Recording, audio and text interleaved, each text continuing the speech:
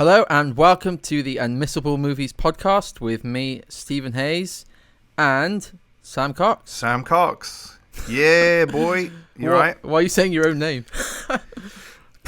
I should be allowed. I'm entitled to say my own name. Good point. It's like you're so excited to get into this film that you just cannot wait.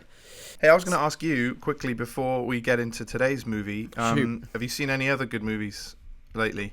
I don't think I have. I watched the new Star Wars film again this week. Okay. Just to see if it was bad as I remember, and it was. It was worse than I remember.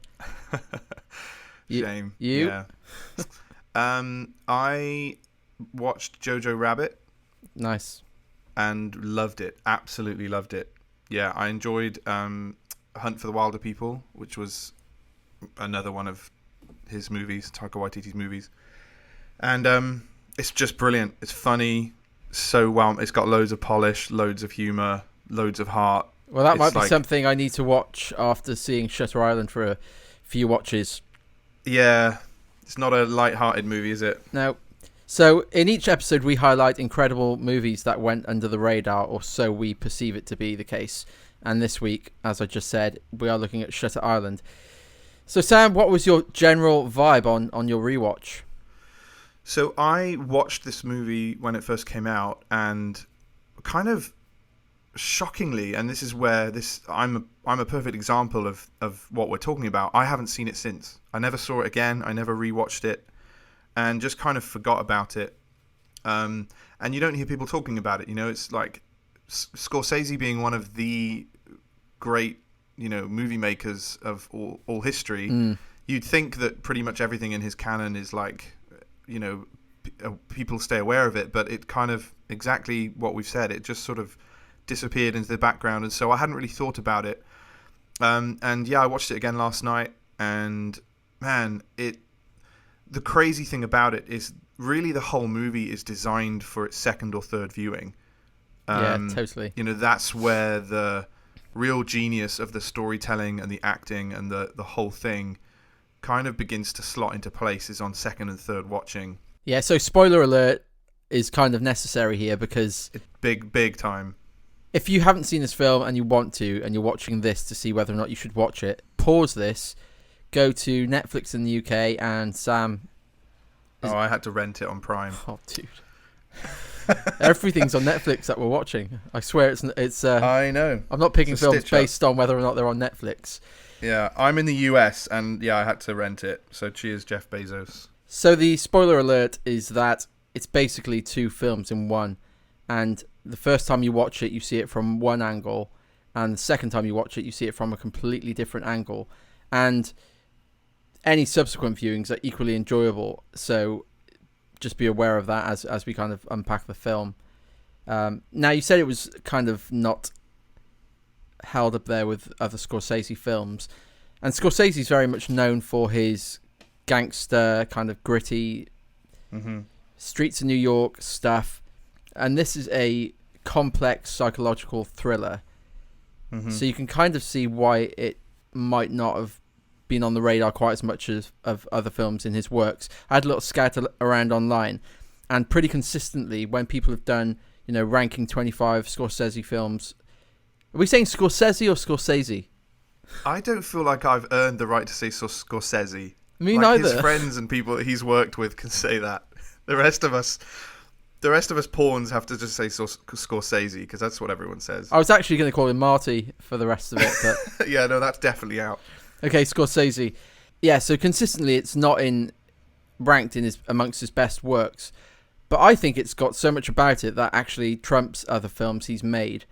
And I think that's the exact reason why we're doing this right now.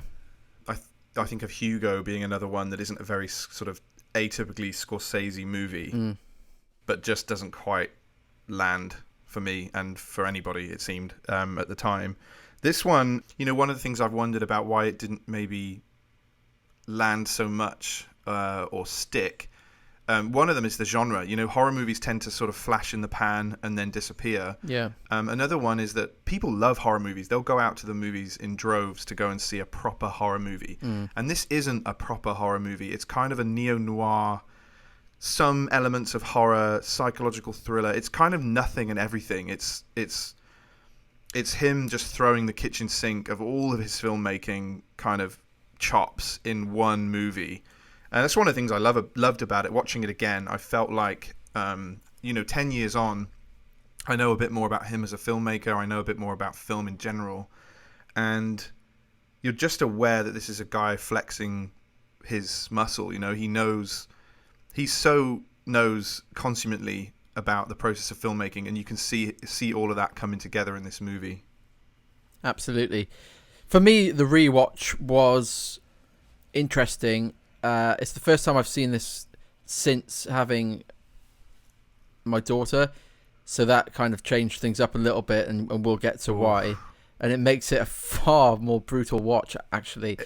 It's hard. It's a hard movie to watch. I agree. And I don't think, as I've gotten older, I don't think I turn to these kind of movies to unwind as much as I used to. And I agree with you. It's pretty harrowing, and the whole film, is meant to unsettle you, and it begins there, it ends there. Like we've said, it's a psychological thriller, and one that has you pretty gripped all the way through. And I think, it's a classic trope of psychological thrillers is watching the lead sort of gradually unravel. Yeah, that's like, it's classic, and that's what you're seeing in this movie with DiCaprio's character. And the very nature of that, it sort of pulls you through the narrative, because you're just like, well, here's the next phase of his unraveling. Yeah. And so you really are glued all the way to the finish on this one. So how would you feel, Sam, if I gave a brief recap of this film? I think we have to go there. We have to talk about the twist. Well, let me give you my 6 lines, because I normally just give a recap off the cuff. And this time I thought it's such a complex film that I'm going to have to write down something. And I managed to do the whole thing in 6 lines. So here we go. All right, let's hear it. 2 federal marshals, Teddy, played by Leo, and Chuck, played by Mark Ruffalo, arrive on Shutter Island to investigate a missing patient, or so we think. They set about interviewing orderlies, patients, and doctors, but it's clear early that everyone they come into contact with is hiding something. As they investigate further and clues are found, the secrets of the missing patient unravels before Teddy's eyes, but not in the way that he or we, the audience, expect. And that's kind of the movie. Yeah. Thank you for listening to... And it was interesting. I was reading around some of the, like even on IMDb or on Amazon where I rented it, the short synopsis of the movie is like, Federal Marshal Teddy Agent visits. Like there's no giveaways. They've been really clear. Everywhere seems, like they've made sure they're not going to give away the twist in this movie. It's the synopsis for the first watch, isn't it, rather than the synopsis for the second watch. Exactly. But let's let the cat out of the bag. I think it's important to go there. And actually, I don't know. We have to. We can't not. Basically, what we find out is that this whole exploration of this island by this federal marshal has been one elaborate role play by the staff of this mental institution. And Leonardo DiCaprio's character, Teddy, isn't in fact a marshal, but he's a patient. And this whole thing is one big experiment to see whether they can basically save him and bring him back to some kind of mental stability and normality. Sanity. And so you realize the whole thing is flipped and he's a patient. That's the kind of the big premise. And so, like Steve said, the first watching and the second watching are 2 completely different experiences. And it's one of the things that's so brave about this film. How did you find the second watch? Because I've seen it, I remember my second watch and thinking the nuance in the performances of every single cast member are incredible. Because the first time you watch it, everyone seems suspicious to Teddy, Leonardo DiCaprio's character. But on the second watch, everyone seems suspicious of Teddy. And that's the difference. Like, everyone's thinking this guy's crazy and dangerous. Well, you see, when you watch it the first time, you see these 2 guards escort Teddy's character and Mark Ruffalo off the boat. And the second time you watch it, you realize they're not escorting them. They're kind of supervising. They're part of this elaborate role play, and they're making sure that this inmate who's actually a pretty dangerous character is, going to be okay. And in fact, Mark Ruffalo's character isn't a marshal; he's a doctor. He's not his partner. He's a psychiatrist, isn't he? Exactly. So, man, I don't know. I don't know that it's as gripping the second time around because you know what's going on, and so you're not following the protagonist in quite the same way. But I think it's probably more gratifying the second time around, as you say, because it's just the brilliance of the movie that everything is done with that double nuance. The when you watch it for the first time, you're watching Leo DiCaprio play a man who is a federal marshal heading towards an island to make an investigation. The second time around you watch it, you're watching him play someone who believes he's a federal agent but isn't. You know that he's actually a patient, and that nuance is all there in every single scene, in every line, that every gets glance, every single element. Yeah, of it. and so there's that creepy scene where he arrives on the island and he starts looking at people almost in sort of shock and disgust, like, oh my goodness, some of these patients on this asylum are like weird, creepy. There's that lady that like looks up at him and is like, shh, But then when you watch it the second time, that's what's been done to her, to say to her, don't say anything. So even exactly. They've said to her, shh, you can't say anything.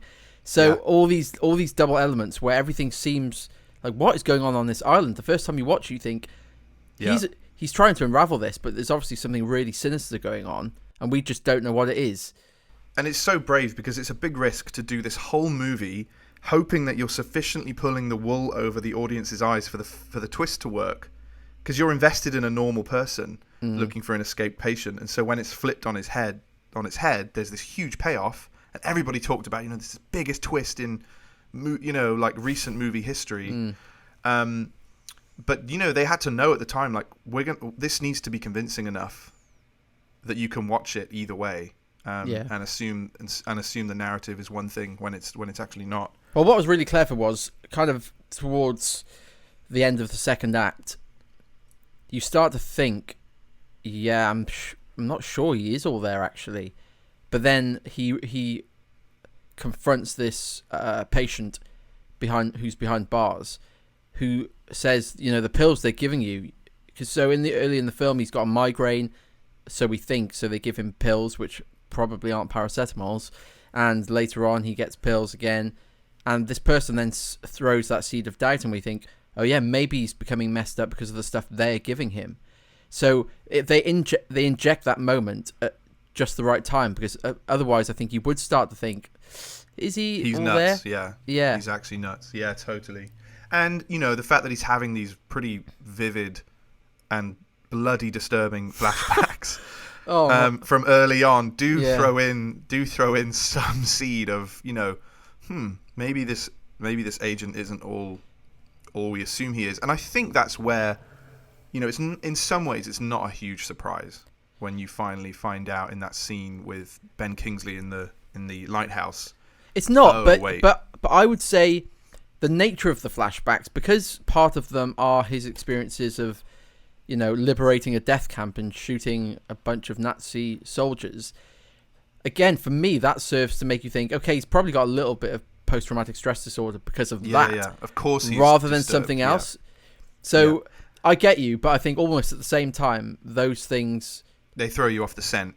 Like, he's messed up in the head because his ex-wife passed away in a house fire. Yeah. And so he's got all this paranoia about that, and he's, looking for, or he thinks he's realized that there's the arsonist who lit the fire that killed his wife is in the prison somewhere.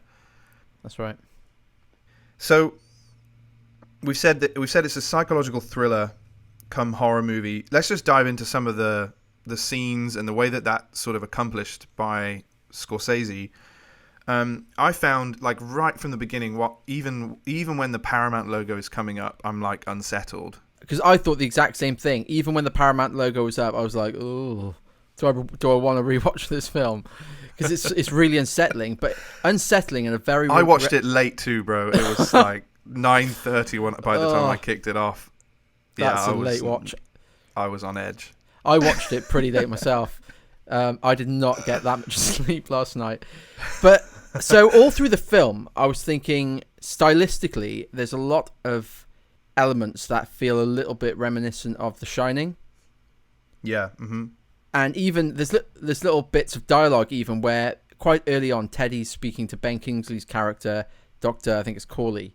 And he says, we can have cigars and drinks later and we'll come back and then DiCaprio says, oh yeah, we'll talk then.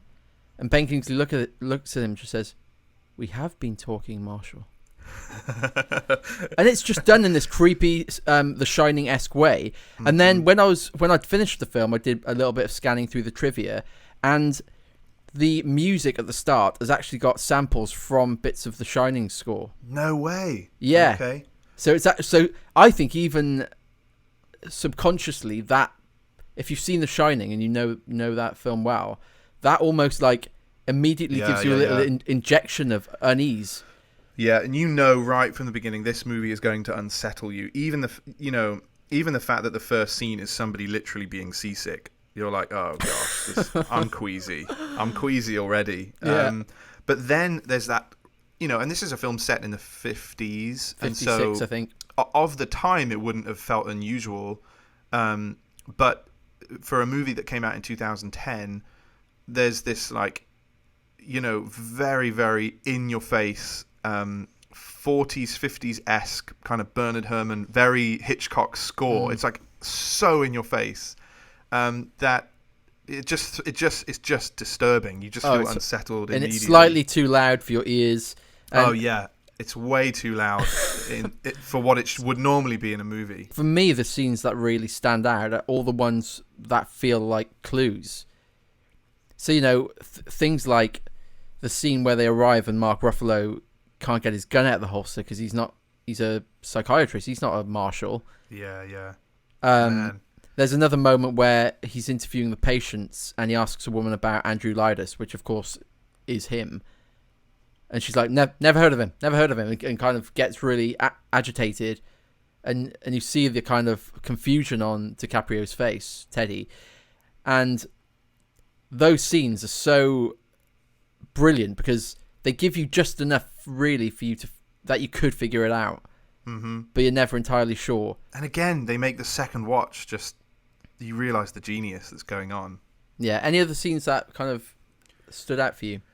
I think my sort of favourite scene in some ways is that scene that you mentioned before where they break into that cell block and he has that, it's like it's pretty much the one scene with sort of an extended dialogue and interchange between him and I think it's Noyce. Is it George Noyce or I can't remember. Certainly George. And that is the scene that feels like like we talked about in episode 1 or 2, I don't remember. It's the heartbeat of the movie. That's the scene that sort of everything pivots around that moment. Yeah. And man, it's just electric. The actor playing Noyce is, I mean, he's clearly got some chops, and he brings it all on. He's brilliant on display. Like he's amazing in that scene, and so is DiCaprio. And the two of them and the interplay. DiCaprio is so he's really in his lane in this movie. That kind of tortured, slightly falling apart at the edges. Neurotic, like he's so good at that. He's like a modern day Jimmy Stewart. If you think of Hitchcock and how he employed Jimmy Stewart in so many of these roles, there's that kind of nervous, twitchy, put a cigarette to my mouth sort of shaking thing that DiCaprio just does all the time. It's like that's him in his lane.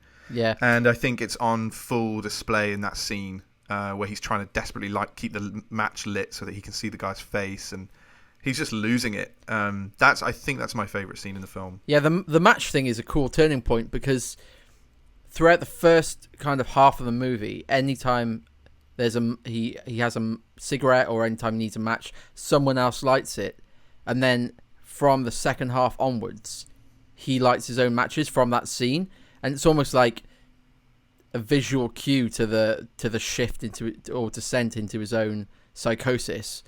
And it's really creepy. I think you're right. DiCaprio is phenomenal in this film. Even I was aware of how there's that scene where they get their police uniforms soaked, and so they they put him in essentially inmate clothes. Yeah. And from then on in, you're actually watching him wearing what he always wears as an inmate, but he thinks he's just wearing temporary clothing. Yeah. And you realize even that is a subtle little marker, into the second phase of the film and realizing who this character really is. Yeah. He's in... I was speaking to someone recently about the scene in Man in the Iron Mask where he's playing one person playing another. So he's playing the twin of King Louis, who's a farm boy who's trying to pretend to be the king, and how nuanced his performance is in that scene. And in this, you basically see that exact same thing for the entire film. He doesn't let up. So every look of suspicion that he gives to people works on first and second watch. He looks crazy the second time, but in the first viewing, you don't really think it. He seems quite together. Think he's being a suspicious. Yeah, just marshal agent. Yeah, and that almost reinforces the fact that they say, the testing they do and everything else works on crazy people, because as soon as they say you're crazy, then there's nothing you can do to convince people otherwise. If you say I'm not crazy, then they think, well, that's what crazy people say. And people listening to this are wondering why we had nightmares last night. It's the classic thing, isn't it? I mean, that is the worst nightmare. Trying to convince people that you're not crazy when you're not, but everyone's telling you are, and so you get thrown into doubt. Oh gosh. And I also think people are thinking, why are we saying this is an admissible movie? Well, good. It's a good question, and that's what we're here to talk about. Exactly. I think some of the criticism that the film got was that it's almost a bit bombastic. Like, it's so sort of stylized. It gets a bit silly. The evoking Kubrick and The Shining, evoking Hitchcock. I mean, there's so much Hitchcock in this movie. Like, even when I watched it last night, I realized just how stylized this film is. Like, there's a few scenes where he's made it look.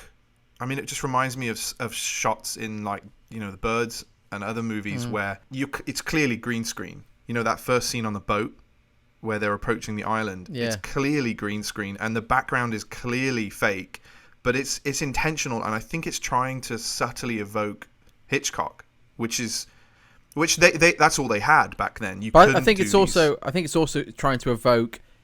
Something's not right. There's something fake about the scenario that you're seeing. So it works on those different levels. Yeah, and then there's that scene where they do break into the cell block, and the staircases are all winding across each other. It's very like that M.C. Escher painting, where they're all upside down and sideways, and that's Vertigo. That's Hitchcock again. It's the whole thing of him climbing up that spiral staircase. Like, it just subconsciously takes you there. So, Sam, are there any lines of dialogue in this film that felt memorable or noteworthy for you? Yeah, I think I'll start with one, which is it's about the singular only moment of brevity in this whole movie, which is when he stuffs his tie into the petrol, into the gas thing on the car, to blow it up. Yeah. And he's hallucinating that he's seeing his ex-wife, who we know is dead, and he says, "I'm sorry, honey. I love this tie because you gave it to me. But the truth is, it is one effing ugly tie." Yeah, that's great. I love that line. And then the one that feels the most important to me in the whole movie, and I think we should probably open up the whole last scene, actually, because it's pretty pivotal, is right at the end. They've told him, hey, this whole thing was one big ploy, one big role play. He's kind of said to the doctors, yep, I know, I admit it, I am a patient here, I'm not a marshal, my name isn't Teddy Daniels, it's Andrew Ladis, and I murdered my wife in 1952. He admits it. And then the very next scene is him sitting on the steps with his doctor, who we now know is his doctor, not his partner. Yeah. And he says, is it better to live as a monster or die as a good man? Yeah. And then he's So that's the line, and then he turns to his doctor, Mark Ruffalo, and he says, he basically talks to him as though they're partners again. They're U.S. Marshals again. And it's this crushing moment when you go, oh, I know. He is nuts. It didn't work. Yeah. He's gone back into the delusion. So the reason I think it's important is because there's a big debate going on about whether or not this character is really crazy at this point of the movie and has rebuilt this delusion about this ulterior character, Teddy Daniels, who's this US Marshal. Or whether, you know what, actually, I'm not going to keep... I know who I am, really, but I'd rather be taken away and lobotomized than keep living with the grief and the guilt of what I did. And so that's why that line is important. Yeah. For me, did you spot the little glance he does? So he delivers that line, and then he looks up at Chuck, Mark Ruffalo's character, and gives him like a glance for 1 second, and there's so much in it. It's basically saying, "I know what I'm doing here." Yeah. And then he just he acts I was out going to this... ask you. Yeah, I was going to ask you what you thought, because there's so much online where people they talked about this as like another one of the big ambivalent,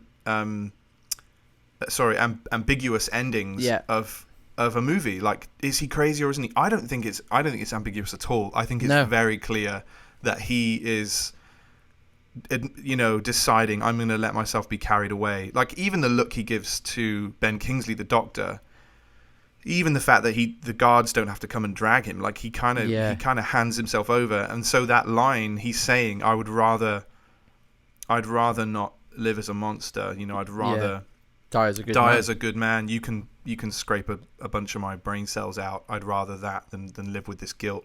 Leo DiCaprio here is playing a character acting a line. Yeah, which he's so good at. I mean, it's like his one of the things he does best. I loved that about Once Upon a Time in Hollywood. Where he's an actor in a movie with a director who's Quentin Tarantino. Yeah. So that's real. That's reality. Yeah. He's portraying an actor trying to do his best to impress a director within the movie who is also an actor. And so there's these sort of layers. There's like Inception, but in his performances. And so it's just, he's great at that stuff. Yeah, it's funny you should say Inception, because I'm going to come back to that on the bit of why this movie might have been missed or not remembered like it could have been. But just kind of wrapping up the dialogue within that same scene. You talked about how he switched back to pretending that he's still delusional. And the line that he delivers there, which the line you said of the which would be worse, to live as a monster or die as a good man, but actually the line where it really hits you and you think, oh no, is when he says, we got to get off this rock, Chuck. Yeah, that's the line he says, where it's like, and you see Mark Ruffalo, his character, just knowing it's not worked, and you almost get to feel that sense of disappointment before you really figure out he's actually pretending to be mentally unstable still. Yeah, so we talked earlier about this being a difficult movie to watch late at night, and also a difficult movie to watch when you're, like we are now, both dads with kids. And dude, I actually had to fast forward that 5-minute scene where we find out through the course of the movie that the reason he's in there, the reason he's kind of lost his marbles, is that he killed his wife. And the reason he killed his wife is because he comes home to find that his wife has killed their 3 children. And that whole thing, it's not one of these movies where they talk about it but they don't show it. They show that scene in like all of its length and all of its gore and all of its raw emotion. It's horrible. And it's horrible. And again, this is where DiCaprio is so good and so convincing in that kind of tortured, desperate moment, that this is all happening. And I couldn't watch it. I remember watching it 10 years ago, and maybe that's why I haven't watched it again subconsciously. Maybe. Yeah. I had to fast forward it. I didn't watch it. I kept it going, but I kind of, I looked down at my notes and scribbled a few things down because I thought I got enough going on in my life right now without watching this absolutely Well, I think horrendous that's where scene. the some of the horror of this film, and the kind of the bloodied wife and the bloodied daughter, like that's where it's really The Shining. That's where it's full blown Kubrick. Yeah, but it's horror not in a jump scare way, but it's horror in a this is your worst nightmare. Certainly as a spouse or a parent, it's your worst nightmare. So it's incredibly difficult to watch, and we're saying this is a movie that is worth seeing, and it is totally.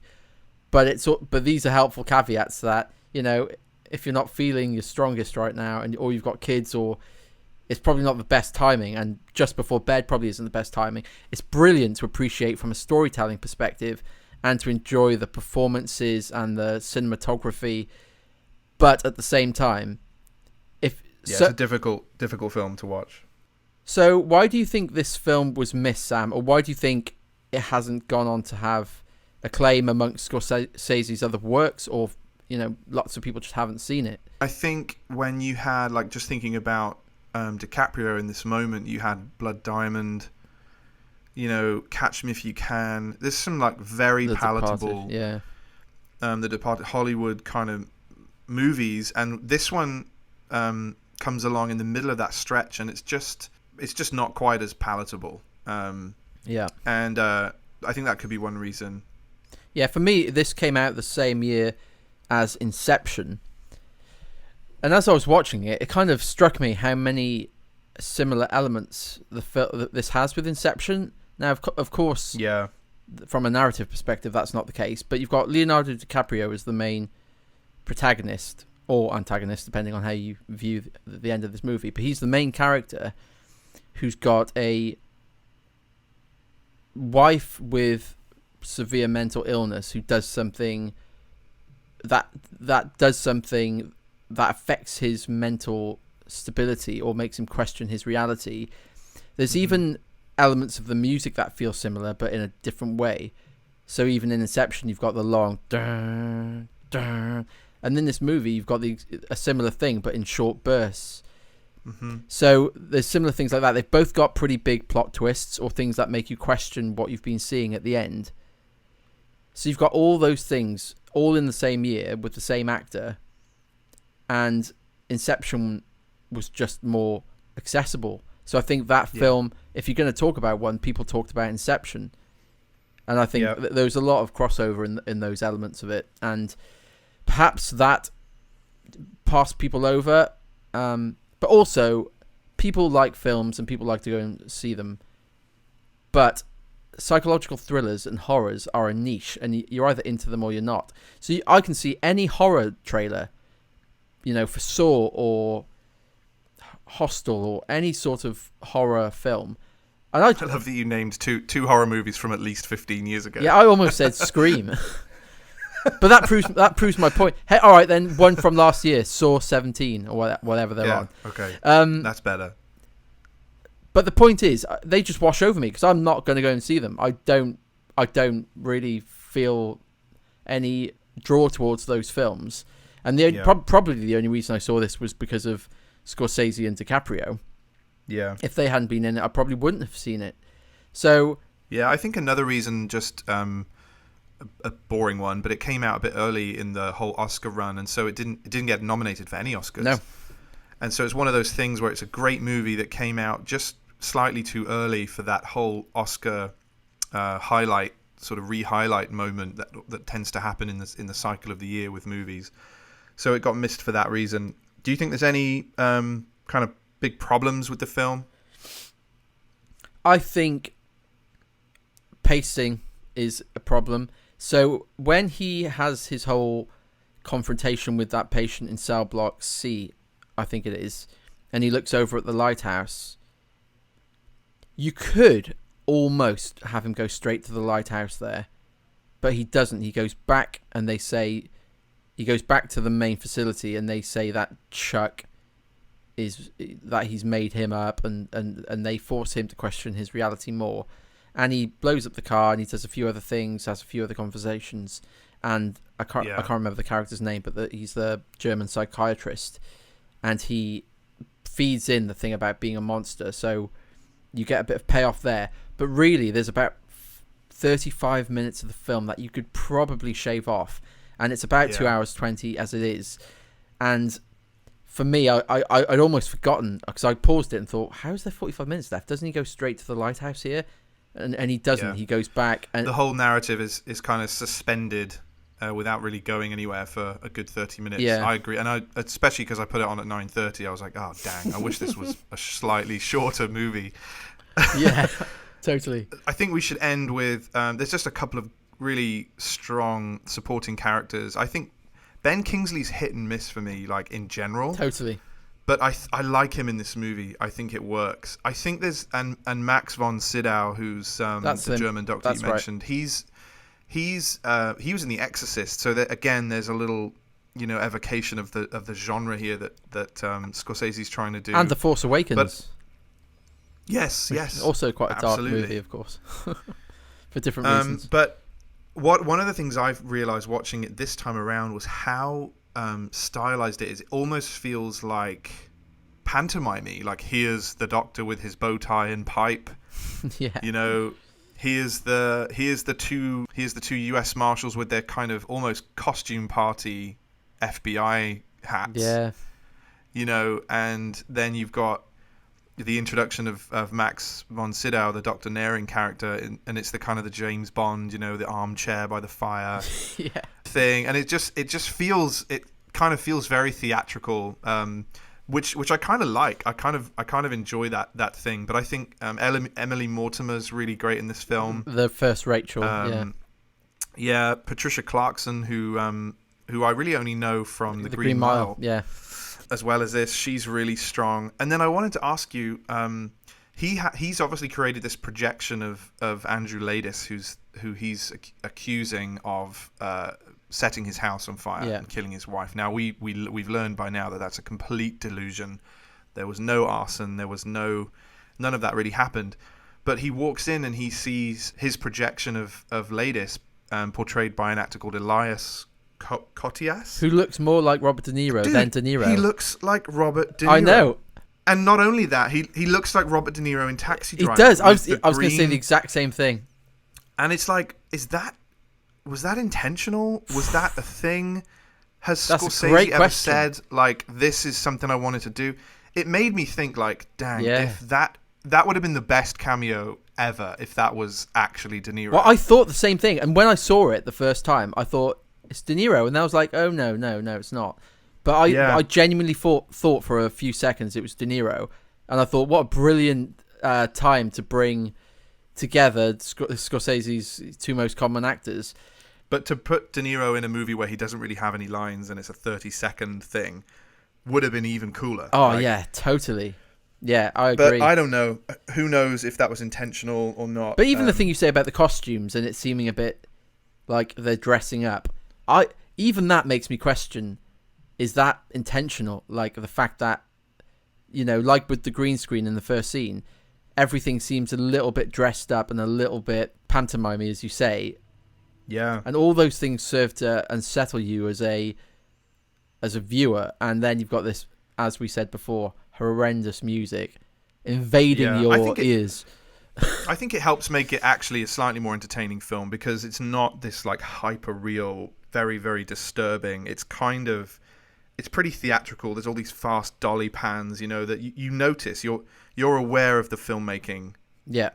All through this movie. And I really enjoyed it, man. I haven't seen it for 10 years, but it was great to watch it again. I think that watching it the first time, there was a certain element of thrill and because you're following the character, but watching it the second time is definitely more interesting. And like I said, there's you really don't get to see the artistry in this film until you watch it a second or third time. And it's unmissable for that reason, because it's great filmmaking. It's a very clever twist and fantastic performances. And even the things that are unsettling about it, if you really like your films, you have to kind of embrace that and get into it. And it's just a really good payoff at the end of the film. But I think the only caveat is don't watch it if you're not feeling very mentally stable right now. And if you do watch it, have the box set of Friends lined up straight after, and some Angel Delight or other dessert to. Yeah, you're gonna have to rinse out the horror. Yeah. For 20 minutes. Yeah, it was a late night last night. Oh, rinse out the horror. So, brilliant. Yeah, that's a weird thing to say, but what's the word? Cleanse the palate. That's what I was looking for. No, I like it. Rinse out the horror. It's good. Yeah, I think it'll catch on. Yeah, so that was our little chinwag and unpack of the Scorsese movie Shutter Island. See it if you haven't, but if you have, really, I recommend you watch it again. And we'll see you on the next episode. We haven't decided a movie yet, but I'm sure, there's plenty out there. We've actually had a suggestion came through on Instagram. That's a good place for you to suggest movies that you think are unmissable that we could look at. Yeah. So please get in touch via Instagram and social media. We're there on Unmissable Movies. Steve, what's the email address? unmissablemoviescontact@gmail.com. Beautiful. Well, that was another episode of Unmissable Movies with me, Sam Cox, signing off, and Steve Hayes. Thanks for listening. Thanks so much for watching. If you enjoyed that, don't forget to click the like button. You can share this with your friends on Twitter and Facebook, TikTok probably. If you're new to the channel, be sure to subscribe and ring the bell to be notified about all our latest videos. And finally, if you're able to support the channel, please do follow the Patreon link in the video description. You'll get a load of bonus content from outtakes to shoutouts and a bunch of other stuff. Thanks for watching, and we'll see you soon.